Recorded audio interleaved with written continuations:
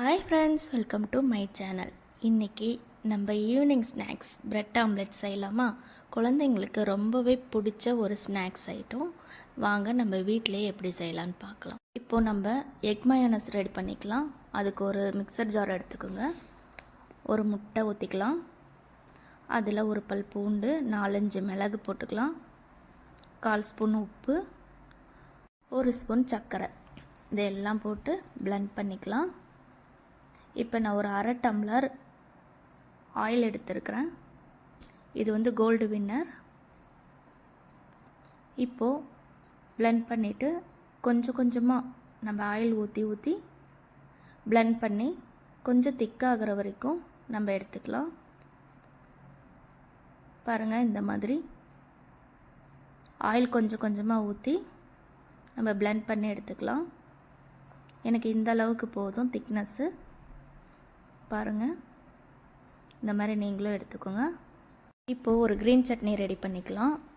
Mixer jar எடுத்துக்கோங்க. ஒரு கைப்பிடி புதினா, ஒரு கைப்பிடி மல்லி, 2 பச்சை மிளகாய், 1 ஸ்பூன் ஜீரகம், 1 ஸ்பூன் சர்க்கரை, கொஞ்சமாக உப்பு எடுத்துக்கலாம்.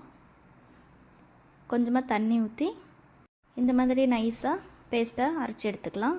இப்போது லெமன் கொஞ்சம் புழிஞ்சிக்கலாம். அதையும் மிக்ஸ் பண்ணிவிடுங்க. இப்போ ஒரு பவுல் எடுத்துக்கலாம். 2 முட்டை உடைச்சி ஊற்றிக்கலாம்.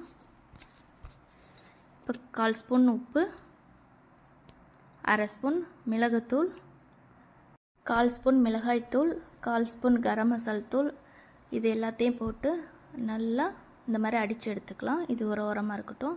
இப்போ ஒரு தோசைக்கல் வச்சுக்கலாம். நான் ப்ரெட்டை ஆயில் ஊற்றி டோஸ்ட் பண்ணி எடுத்துக்கிறேன்.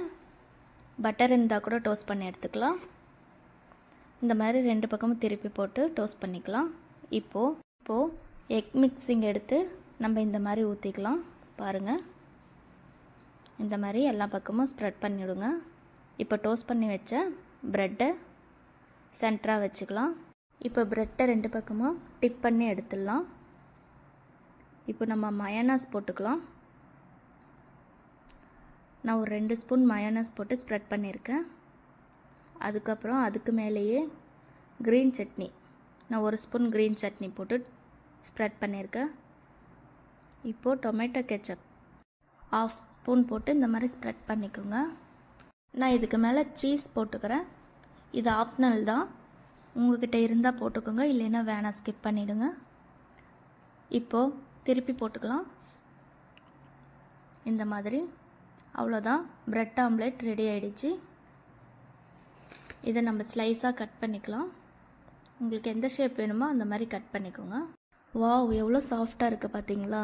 சுட சுட சூப்பரான சாஃப்டாக ஜூஸியாக பிரெட் ஆம்லெட் ரெடி ஆகிடுச்சிங்க. உங்களுக்கும் இந்த வீடியோ பிடிச்சிருந்ததுன்னா மறக்காமல் நம்ம சேனலை சப்ஸ்கிரைப் பண்ணுங்கள், லைக் அண்ட் ஷேர் பண்ணுங்கள். தேங்க்யூ.